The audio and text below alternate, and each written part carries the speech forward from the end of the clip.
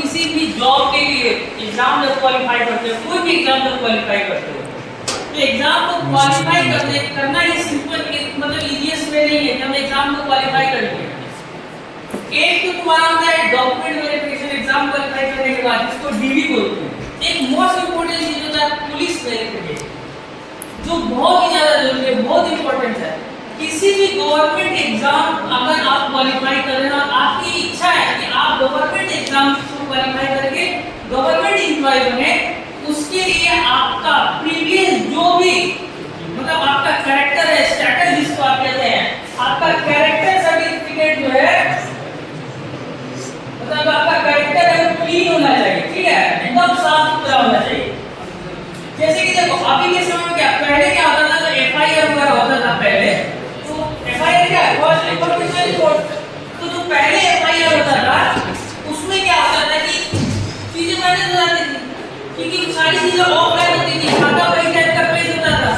लेकिन आज के समय में क्या है कि जैसे ही एफआईआर वगैरह होता है, अगर आप गिल्टी प्रूफ हो गए तो आपका एफआईआर का रिपोर्ट, आपका केस नंबर जो भी है वो ऑनलाइन प्लेटफॉर्म के थ्रू है, ऑनलाइन प्लेटफॉर्म पे चल जाता है। तो कहीं से भी कोई भी आपके केस नंबर, आपका नाम टाइप करेगा, उसके ऊपर फिल करेगा, आपका सारा ब्यौरा जो है उसके अंदर देखने को मिल जाएगा। सारी चीज आपको पता चलेगी कि प्रीवियस किस तरीके से आपने स्टार्ट किया है, क्या किया है, क्या नहीं किया है, सारे चीजें आपके खुल जाएंगे। तो चीजें होता है क्या है कि जब आप एग्जाम क्वालिफाई कर जाते हैं, आप जॉब को आपका जॉब हो जाता है, आप जॉब करने लगते हैं, 1-2 महीने बाद जो ऑर्गेनाइजेशन होती है वो कराती है आपकी पुलिस वेरिफिकेशन। उस थाने के पास जो भी ऑर्गेनाइजेशन होती है वो सारे डॉक्यूमेंट्स को सेंड करती है, भेजती है और कहती है कि भैया इसके कैरेक्टर का वेरिफिकेशन करके हमको भेज दो। सारी बात समझिए। तो जब पुलिस क्या होता है कि कॉन्टैक्ट करता है, सबसे पहले पुलिस क्या करती है कि वो ऑनलाइन के प्लेटफॉर्म हो गया तो तुरंत आपका नाम, एड्रेस वगैरह सारी चीजें उसके अंदर होती है। तो नेम और एड्रेस से भी पता चल जाता है कि आपके ऊपर किसी तरह की कोई केस है या नहीं है। तो जैसे ही वो बोलेगा सारी चीजें पता चल जाएगी कि आप इस नाम के आदमी हैं, ABCD आपका नाम है ना, इस ये स्थान से आप बिलोंग करते हैं। अगर उससे रिगार्डिंग कोई भी किसी भी नाम पे होगा, मान लीजिए तुम्हारा नाम नहीं है, किसी और का नाम ही निकल के चला गया और एड्रेस से वेरीफाई कर लेगा।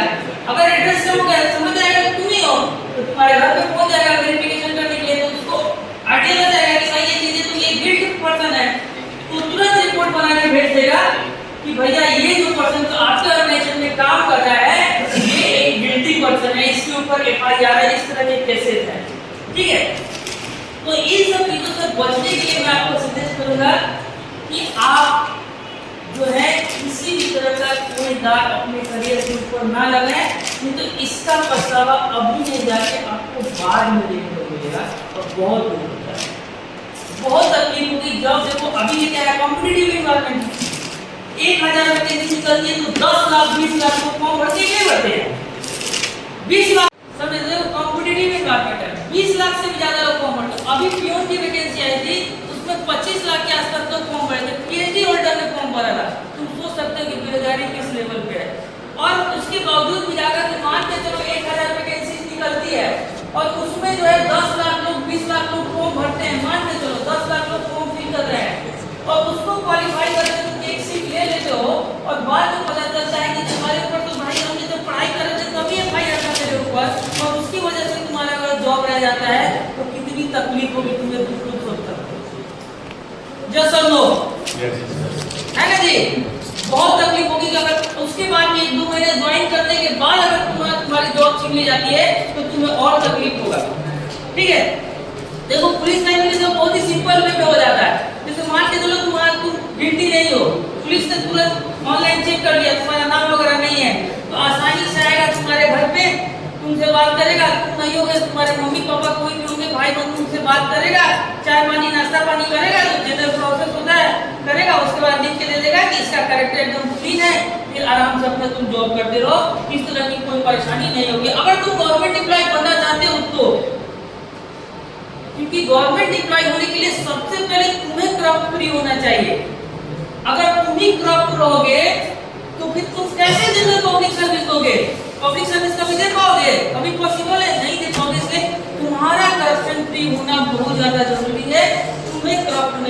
चाहिए।